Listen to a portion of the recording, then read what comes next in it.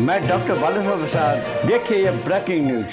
खतरनाक मोड़ पर पहुंची जंग। ईरान ने इजराइल पर दागी क्लस्टर मिसाइलें, हिजबुल्लाह का भी मिला साथ। पड़ी ताजा अपडेट। इजराइल और ईरान के बीच जंग खतरनाक मोड़ ले चुकी है। इजराइल ने ईरान के परमाणु ठिकानों पर बमबारी की, जिसमें अराक, नताज और खोडम हेवी वाटर रिसर्च साइट के इलाके शामिल थे। ईरान ने इजराइल पर जवाबी कार्यवाही में मिसाइलें दागी। ईरान का कहना है कि अभी उसने अपनी 30% सैन्य ताकत का ही इस्तेमाल किया है। यूएनएससी इस तनाव पर चर्चा के लिए फिर इकट्ठा होगा। इजराइल और ईरान के बीच छिड़ी जंग ने अब और खतरनाक मोड़ ले लिया है। 8 दिन पहले शुरू हुए इस संघर्ष में दोनों मुल्क एक दूसरे पर भारी हमले कर रहे हैं। गुरुवार की रात इजराइल ने ईरान के परमाणु ठिकानों पर बमबारी की, जिससे अराक, नताज और खोडम हेवी वाटर रिसर्च साइट के आसपास के इलाके निशाना बने हैं। इसके बाद ईरान ने भी जवाबी हमला किया। इजरायली सेना ने गुरुवार को बताया कि ईरान में कम से कम एक ऐसी मिसाइल दागी जिसमें छोटे छोटे बम क्लस्टर मिसाइल थे, जिनका मकसद नागरिकों को ज्यादा नुकसान पहुंचाना था। यह इस जंग में क्लस्टर मिसाइलों के पहले इस्तेमाल का दावा। नागरिक इलाकों में फटे बम। इजरायली सेना के अधिकारियों ने इस बारे में और कोई जानकारी नहीं दी है। हालांकि इजरायली न्यूज चैनलों के हवाले से बताया गया है कि यह मिसाइल मध्य इजराइल के ऊपर करीब 4 मील 7 किलोमीटर की ऊंचाई पर फटी, जिससे इसके अंदर मौजूद करीब 20 छोटे बम 5 मील 8 किलोमीटर के दायरे में बिखर गए।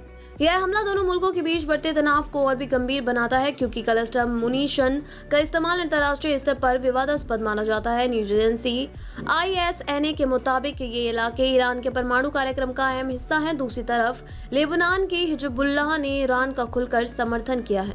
हिजबुल्लाह के उप नेता शेख नईम कासिम ने इजराइल और अमेरिका को ललकारते हुए कहा कि ईरान का परमाणु कार्यक्रम शांतिपूर्ण है और इसका मकसद राष्ट्रीय विकास है। द जेरूसलम पोस्ट के हवाले से उनकी स्पीच में कहा गया कि ईरान के खिलाफ वैश्विक विरोध उसकी परमाणु महत्वाकांक्षाओं की वजह से नहीं, बल्कि उसके विश्वास, ज्ञान और आजादी के रुख की वजह से है, जो मजलूमों को ताकत देता है।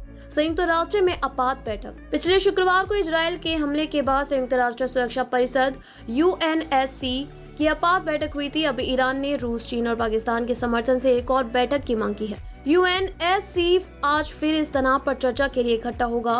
वाशिंगटन के एक ईरानी मानवाधिकार समूह के मुताबिक ईरान में अब तक 639 लोग मारे गए हैं, जिनमें 263 आम नागरिक हैं, जबकि 1300 से ज्यादा लोग घायल हुए हैं। जवाबी कार्यवाही में ईरान ने इजराइल पर करीब 400 मिसाइलें और सैकड़ों ड्रोन दागे, जिससे इजराइल में 24 लोग मारे गए हैं और सैकड़ों घायल हुए हैं।